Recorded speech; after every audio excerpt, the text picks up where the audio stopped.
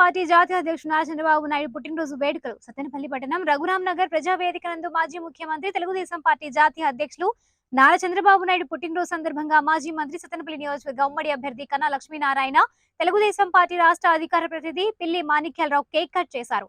విధ్వంసమైన నవ్యాంధ్ర పునర్నిర్మాణానికి శంఖం పూరించిన సమర యోధుడు నారా చంద్రబాబు నాయుడికి హార్దిక జన్మదిన శుభాకాంక్షలు తెలియజేశారు. ఈ కార్యక్రమంలో వివిధ హోదాల్లో ఉన్న రాష్ట్ర, జిల్లా, నియోజకవర్గ, పట్టణ, మండల, గ్రామ నాయకులు, జనసేన, బీజేపీ నాయకులు, కార్యకర్తలు పాల్గొన్నారు.